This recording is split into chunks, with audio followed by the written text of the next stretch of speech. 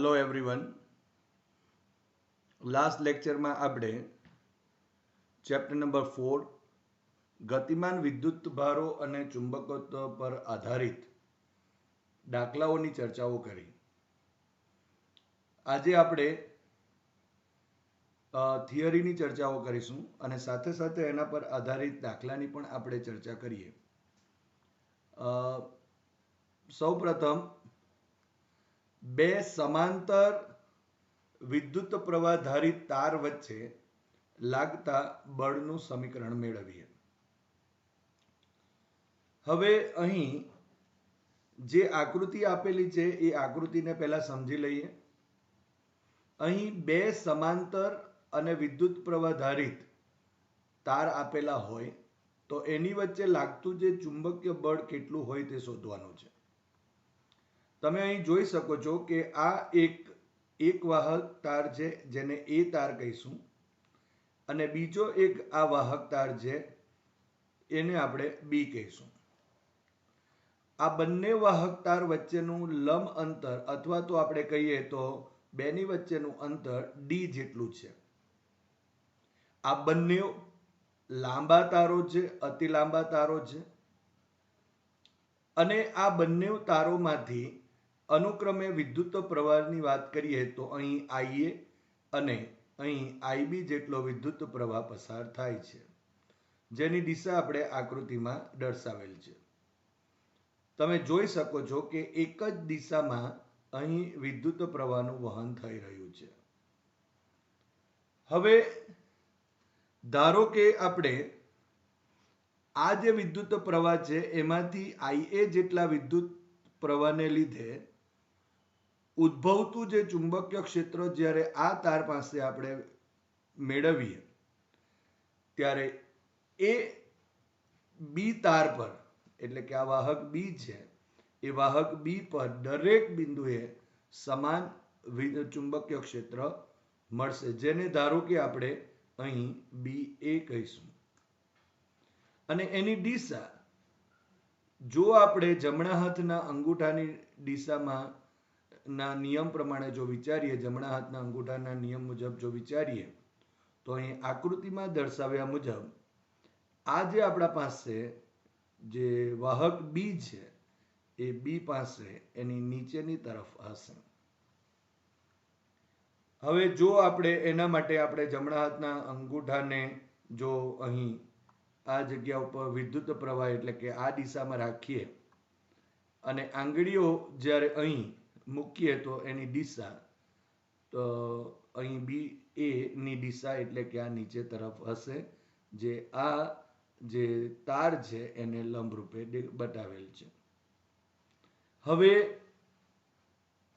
અહીં જે વિદ્યુત પ્રવાહ પસાર થાય છે, IA જેટલો વિદ્યુત પ્રવાહ પસાર થાય છે, એના લીધે આ તાર પાસેનું જે ચુંબકીય ક્ષેત્ર છે એ BA નું મૂલ્ય જો શોધવું હોય તો એ બી પાસે ચુંબકીય ક્ષેત્ર μ0 IA ડિવાઇડેડ બાય 2 પાઈ અને આ ડી જેટલું અંતર છે માટે 2 પાઈ ઇન્ટુ ડી જેટલું થશે.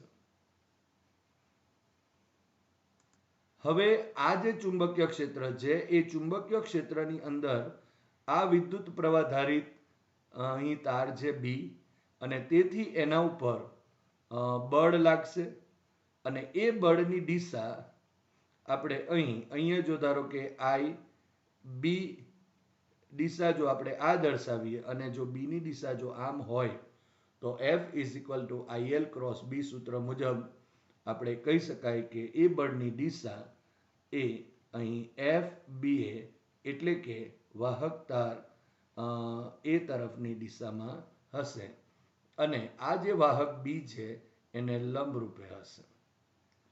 એટલે કે અહીં જો જોઈ શકાય છે કે અહીં જ્યારે બંનેમાંથી વિદ્યુત પ્રવાહ એક જ દિશામાં વહે છે ત્યારે આ વાહક તાર એ વાહક અથવા તાર એ ના લીધે તાર બી પર લાગતું ચુંબકીય બળ આકર્ષી પ્રકારનું હશે.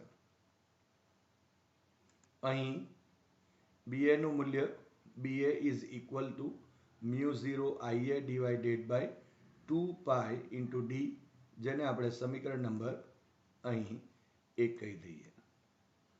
હવે આ ચુંબકીય ક્ષેત્રમાં જે વિદ્યુત પ્રવાહ ધારિત વાહક જે છે IB વિદ્યુત પ્રવાહ ધારિત વાહક પર એની દિશામાં લાગતું ચુંબકીય બળ ધારો કે FBA આપણે દર્શાવેલ છે, તો અહીં FBA જે છે એ B ના વિભાગ L પર, એટલે કે FBA એ જે વાહક B છે એના ધારો કે વિભાગ એટલે કે L જેટલો ખંડ છે એના પર વાહક A ના લીધે લાગતું ચુંબકીય બળ છે એમ આપણે કહી શકાય. માટે અત્યારે જે ચર્ચા કરી તે મુજબ F = IL × B સૂત્ર પરથી અહીં સદિશ FBA = IBL સદિશ ક્રોસ B સદિશ થશે. અહીં BA પણ આપણે લખી શકીએ, જે અહીં આપણે લખેલ છે. માટે એનું મૂલ્ય લખીએ તો FBA = IB × L × B × sin θ, જ્યાં θ = 90 થશે. કારણ કે IB L અને આ જે B છે એ પરસ્પર લંબ છે, માટે અહીં sin 90 થશે. માટે sin 90 = 1 થશે. માટે અહીં FBA = IB × L, જ્યાં B ની કિંમત એટલે કે આ BA ની કિંમત આપણે લખીએ તો μ0 IA / 2πd જેટલી થશે. હવે એને વ્યવસ્થિત લખી દઈએ તો માટે FBA = અહીં μ0 IA IB × L / 2πd જેટલું થશે, જે સમીકરણ નંબર અહીં 2 છે. આમ જે અહીં FBA જે મળે છે એ વાહક જે B છે એના L જે લંબાઈ છે એ L લંબાઈના વાહક પર વાહક A ના લીધે, વિદ્યુત પ્રવાહ ધારિત જે વાહક A છે એના લીધે લાગતું ચુંબકીય બળ દર્શાવે છે. હવે એ જ રીતે જો વાહક B ના લીધે વાહક A પર લાગતું ચુંબકીય બળ પણ શોધી શકાય.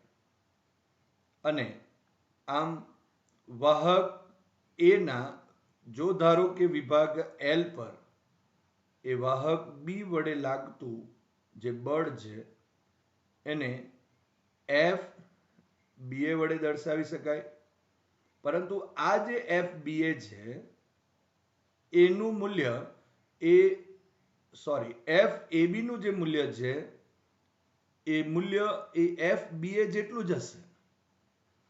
પરંતુ અહીં જે દિશા છે FAB ની દિશા એ અહીં B તરફની હશે, એટલે કે A થી B તરફની હશે. અત્યારે જે આપણે વાતો કરી તે FBA સદિશની વાતો કરી કે જેની દિશા વાહક B થી વાહક A તરફની હતી.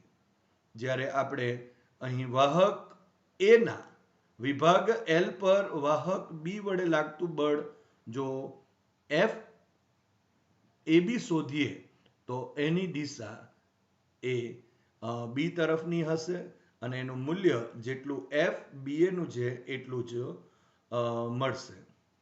એનો મતલબ એમ થયો કે માટે આપણે આવી રીતે લખી શકીએ સદિશ FBA =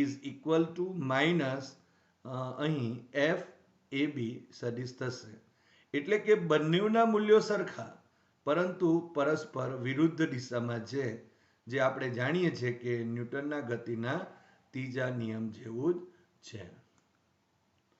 હવે એક વાત નોંધી લઈએ કે અહીં જ્યારે આપણે એક જ દિશામાં વહેતા વિદ્યુત પ્રવાહો હશે ત્યારે અત્યારે જોયું તે પ્રમાણે એ એકબીજાને આકર્ષે છે.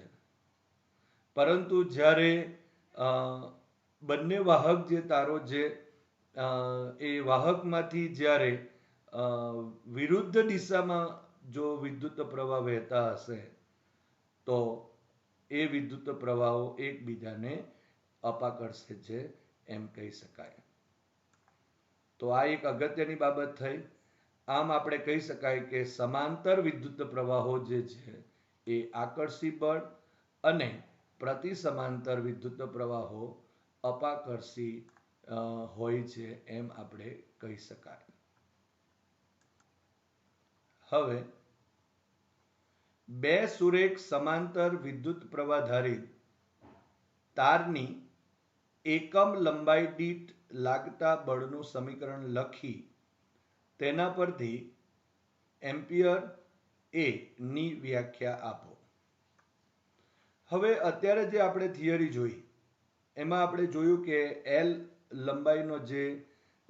લંબાઈ દીઠ લાગતું જે ચુંબકીય બળ છે એનું સૂત્ર આપણે મેળવેલ છે.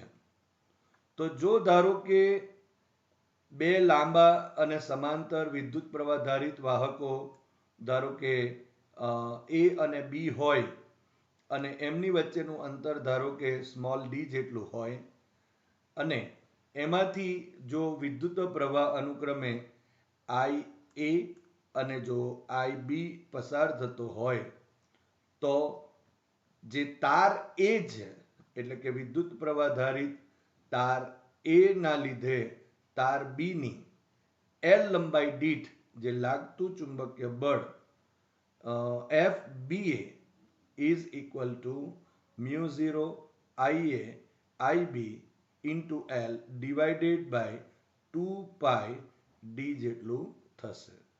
ધારો કે આને આપણે સમીકરણ નંબર 1 આપી દઈએ. હવે જો એકમ લંબાઈ દીઠ લાગતું જો ચુંબકીય બળ શોધવું હોય તો અહીં L ઇઝ ઇક્વલ ટુ 1 એક એકમ લેવો પડે. માટે જો આપણે એકમ લંબાઈ દીઠ લાગતા ચુંબકીય બળને સ્મોલ એફ બી એ વડે દર્શાવીએ છીએ તો જો સ્મોલ એફ બી એ વડે દર્શાવીએ તો small F B A is equal to અહીં એફ બી એ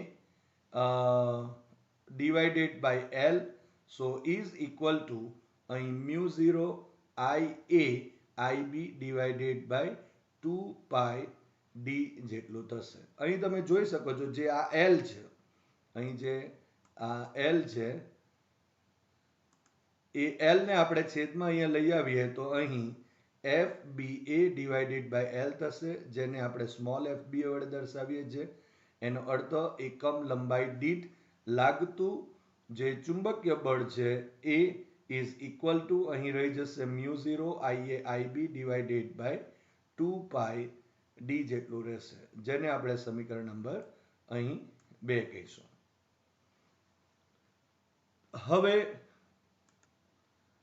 હવે ધારો કે IA is equal to IB is equal to જો 1 એમ્પિયર લઈ લો અહીં D is equal to 1 metre લઈએ અને મ્યુ 0 આપણે જાણીએ છીએ is equal to 4 pi into 10⁻⁷ tesla metre પર જો એમ્પિયર લઈએ તો અહીં સમીકરણ નંબર 2 પરથી જોઈ શકાય છે કે અહીં F B A is equal to અહીં mu 0 is equal to 4 pi into 10⁻⁷ IA એટલે 1 IB is equal to 1 ampere થશે નીચે છેદમાં અહીં 2 પાઈ ઇન્ટુ અહીં D is equal to 1 metre થશે. સો ઇઝ ઇક્વલ ટુ અહીં 2 ઇન્ટુ 10⁻⁷ ન્યૂટન પર મીટર થશે કારણ કે અહીં જોઈ શકાય છે કે અહીં આ 2 પાઈ ટુ 4 પાઈ થશે માટે 2 ઇન્ટુ 10⁻⁷ રહી જશે માટે small F B A is equal to અહીં 2 ઇન્ટુ 10⁻⁷ ન્યૂટન પર મીટર થશે. આમ આપણે કહી શકાય કે એકમ લંબાઈ દીઠ લાગતું ચુંબકીય બળ is equal to 2 into 10⁻⁷ newton જેટલું મળશે. હવે એમ્પિયરની વ્યાખ્યા જોઈએ તો બે ખૂબ જ લાંબા સુરેખ તાર હોય અવગણીય આડછેદ ધરાવતા હોય અને શૂન્ય અવકાશમાં જો એકબીજાથી 1 મીટર, આપણે d is equal to 1 metre લીધું છે, માટે 1 મીટર જો લંબ અંતરે મૂકેલા તારમાંથી જે સમાન વિદ્યુત પ્રવાહ માટે બંને વાહકો પર એકમ લંબાઈ દીઠ લાગતું આપણે મેળવેલ છે 2 ઇન્ટુ 10⁻⁷ ન્યૂટન જો લાગતું બળ હોય તો દરેક તારમાંથી પસાર થતો જે વિદ્યુત પ્રવાહ છે તે 1 એમ્પિયર છે એમ કહેવાય. આજે આપણે જે વ્યાખ્યા આપી છે તે સૈદ્ધાંતિક છે. ફરી એકવાર આપણે વ્યાખ્યા જોઈ લઈએ તો બે ખૂબ જ લાંબા સુરેખ અવગણ્ય આડછેદ ધરાવતા શૂન્ય અવકાશમાં એકબીજાથી 1 મીટર જેટલા લંબ અંતરે મૂકેલા તારમાંથી જે સમાન વિદ્યુત પ્રવાહ માટે બંને વાહકો પર એકમ લંબાઈ દીઠ લાગતું જે ચુંબકીય બળ એ 2 ઇન્ટુ 10⁻⁷ ન્યૂટન જેટલું જો હોય તો એ દરેક તારમાંથી પસાર થતો જે વિદ્યુત પ્રવાહ એ 1 એમ્પિયર છે એમ કહેવાય. હવે આપણે સ્વાધ્યાયનો 4.7મો દાખલો જોઈએ. હવે આ જે થિયરી છે એના ઉપર આધારિત આ દાખલાઓ છે એને આપણે જોઈ લઈએ. 4 સેન્ટીમીટર અંતરે રહેલા બે લાંબા સીધા અને સમાંતર તાર એ અને બી માંથી 8 એમ્પિયર અને 5 એમ્પિયર વિદ્યુત પ્રવાહો એક જ એટલે કે સમાન દિશામાં વહે છે. તો તાર એના 10 સેન્ટીમીટર લંબાઈના વિભાગ પર લાગતું બળ શોધો. સૌપ્રથમ અહીં આપણે આ દાખલાને સમજીએ તો અહીં આપણને બે તાર વચ્ચેનું અંતર આપેલું છે જે 4 સેન્ટીમીટર છે. અહીં તાર એ અને તાર બી આપેલ છે જેની અંદર અનુક્રમે વિદ્યુત પ્રવાહ 8 એમ્પિયર અને 5 એમ્પિયર વિદ્યુત પ્રવાહ વહે છે.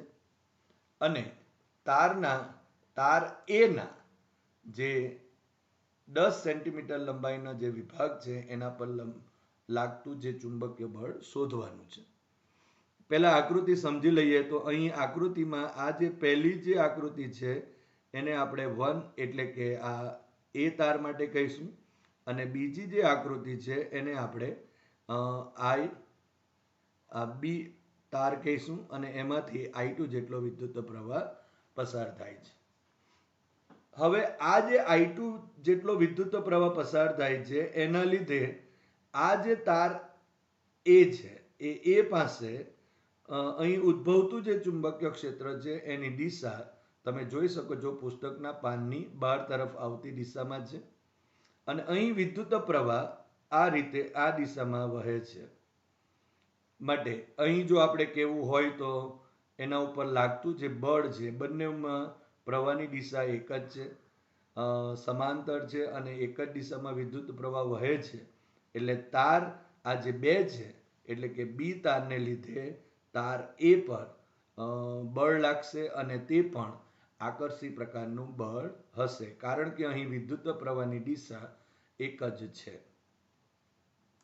માટે એકમ લંબાઈ દીઠ લાગતું ચુંબકીય બળ FAB is equal to capital FAB divided by L થશે.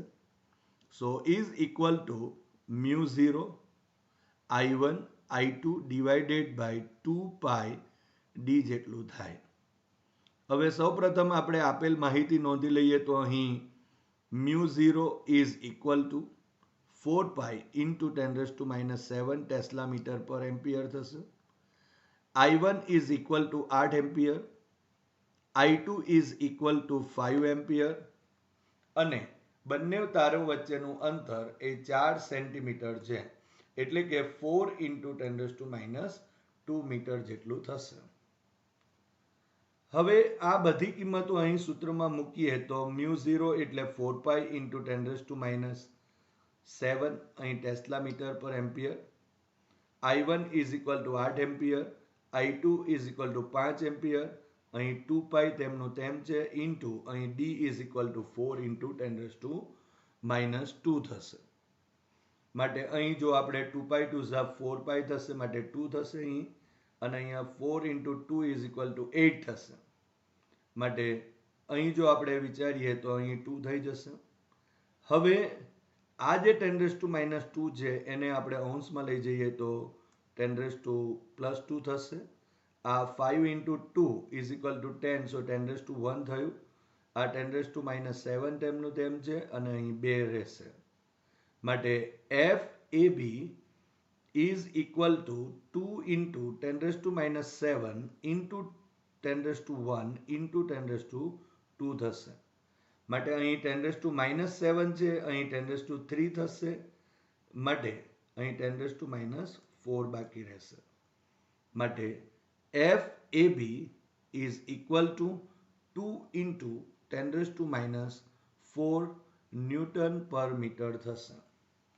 એટલે કે આ એકમ લંબાઈ દીઠ લાગતું ચુંબકીય બળ છે, જે તાર વિદ્યુત પ્રવાહ ધારિત તાર બી ના લીધે તાર એ પર લાગે છે. હવે આ જે બળ છે એ તાર એ ને લંબ રૂપે, અને આપણે વાત કરી તે પ્રમાણે આ બીજો જે તાર છે એના તરફની દિશામાં હશે. એટલે કે આ જે બળ છે એ આકર્ષી બળ છે. પરંતુ આપણે તાર જે એ છે તો એના જે 10 સેન્ટીમીટરના વિભાગની લંબાઈ પર લાગતું બળ શોધવાનું છે. માટે એ તારની એલ ડેશ નામ આપી દઈએ તો 10 સેન્ટીમીટર, સો 10 ઇન્ટુ 10⁻² મીટર થશે. So is equal to 10⁻1 metre લંબાઈ પર લાગતું ચુંબકીય બળ, ધારો કે એને એફ ડેશ કહીએ, તો ઇઝ ઇક્વલ ટુ, જો એકમ લંબાઈ દીઠ જો એફ એ બી જેટલું હોય તો એલ લંબાઈ દીઠ આપણે અહીં F dash is equal to F A B into L dash જેટલું થશે. So is equal to F dash is equal to 2 into 10⁻4 into જે અહીં આપણે મેળવેલ છે, અને into 10⁻1. So F dash is equal to 2 into 10⁻5 newton જેટલું થશે. આ જે બળ છે જે અહીં આ એ તાર છે એના એલ ડેશ એટલે કે 10 સેન્ટીમીટર જેટલા લંબાઈ ઉપર લાગતું જે બળ છે, જે બળ અહીં લંબ રૂપે આ બી તરફ આકર્ષી બળ લાગશે. હવે સ્વાધ્યાયના 4.22 દાખલાની ચર્ચા કરીએ કે કારની બેટરીને તેને ચાલુ કરતી મોટર સાથે જોડતા તાર 300 એમ્પિયર વિદ્યુત પ્રવાહ વહન કરે છે, અને તે થોડા સમય માટે. જો આ તાર 70 સેન્ટીમીટર લાંબા હોય અને તેમની વચ્ચેનું અંતર 1.5 સેન્ટીમીટર જેટલું હોય તો એકમ લંબાઈ દીઠ આ તારો વચ્ચે લાગતું બળ કેટલું હશે? આ બળ આકર્ષી છે કે અપાકર્ષી છે એ નક્કી કરવાનું છે.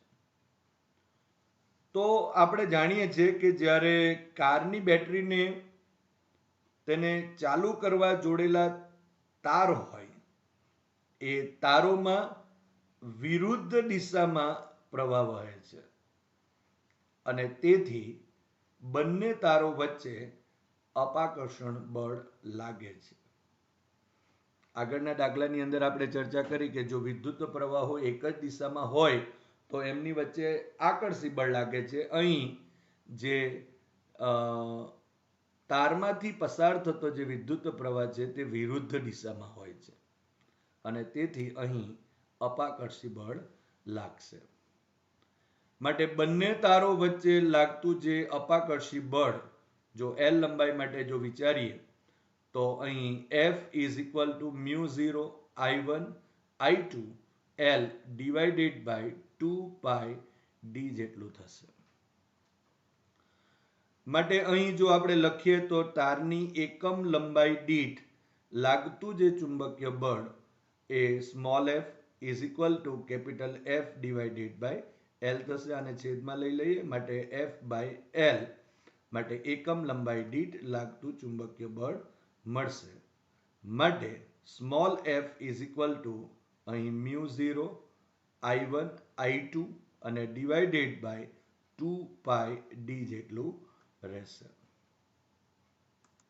હવે આપેલી અહીં માહિતી નોંધી લઈએ તો સૌપ્રથમ mu 0 is equal to 4 pi into 10⁻⁷ tesla metre પર ampere. I1 is equal to બંને તારમાંથી સેમ વિદ્યુત પ્રવાહનું વહન થાય છે. I1 is equal to 300 ampere. I2 is also 300 ampere થશે અને D is equal to 1.5 centimetre. So is equal to 1.5 into 10⁻² metre જેટલું થશે. હવે આ બધી કિંમતો અહીં આ સૂત્રમાં મૂકી દઈએ તો મ્યુ 0 એટલે 4 પાઈ ઇન્ટુ 10⁻⁷ ટેસ્લા મીટર પર ampere. I1 300 ampere, I2 300 ampere થશે. અહીં 2 પાઈ તેમનું તેમ છે into D is equal to 1.5 into 10⁻² metre જે અહીં લખેલ છે. હવે જો અહીં આપણે 2 પાઈ 2 ઝા અહીં 4 પાઈ થશે માટે 2 રહી જશે અહીં માટે આ 2 ઇન્ટુ આ 10⁻⁷ લખી દીધું. હવે અહીં આ જે છે એ 10⁻², આ 10⁻² એટલે 10⁻⁴ અને આ 10⁻⁻ જે 2 છે એને અંશમાં લઈ જઈએ તો બીજા 10⁻² થશે માટે ટોટલ 10⁻⁶ થશે અને 3 ઇન્ટુ 3 ઇઝ ઇક્વલ ટુ 9 થશે. માટે હવે small F is equal to અહીં 2 ઇન્ટુ 9 ડિવાઇડેડ બાય જો 1.5 કરીએ તો 12 થશે ઇન્ટુ અહીં 10⁻⁷ અને 10⁻⁶ તો અહીં 10⁻⁻1 થશે. માટે જો અહીં દશાંશ ચિહ્ન એક સ્ટેપ ડાબી બાજુ ખસેડીએ આ રીતે જો ખસેડીશું તો અહીં આપણને 10⁻1 મળશે. માટે અહીં 10⁻⁻1 સાથે કેન્સલ આઉટ થાય. માટે તારની એકમ લંબાઈ દીઠ જે લાગતું ચુંબકીય બળ small F is equal to 1.2 newton પર મીટર મળે છે. હવે આ જે બળ છે એ બળ અપાકર્ષી બળ છે. હવે જો ધારો કે તારની લંબાઈ આપેલી છે અને એ છે 70 centimetre, L is equal two 70 centimetre આપેલા છે માટે આપણે એને 0.70 મીટર લખી શકાય એટલે કે 0.7 મીટર લખાશે. તો આ જે L લાંબા તાર પર જે લાગતું જે ચુંબકીય બળ, કારણ કે એકમ લંબાઈ દીઠ લાગતું બળ મળે છે માટે L લંબાઈ દીઠ લાગતું બળ આપણે શોધી દઈએ. માટે F dash is equal to અહીં small F into capital F થશે. So is equal to 1.2 into 0.7 જે અહીં મીટર આવશે. માટે F dash is equal to 0.84 newton જેટલું બળ મળે છે.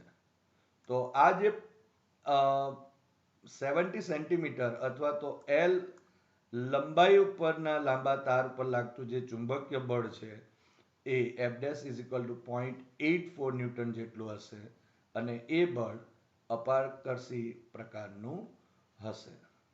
અહીં આપણે L લંબાઈ પર લાગતું બળ એટલા માટે લીધેલ છે કારણ કે જે એકમ લંબાઈ દીઠ લાગતું જે બળ છે એના માટેનું સૂત્ર આપણે અહીં mu 0 I1 I2 by 2 pi D લીધેલ છે જે ફક્ત અહીં અનંત લંબાઈના તાર માટે સાચું છે. માટે આપણે જે અહીં મેળવેલ છે તે અહીં 70 સેન્ટીમીટરના તાર માટે જે લાગતું બળ છે તે F dash is equal to 0.84 newton જેટલું અપાકર્ષી બળ થશે.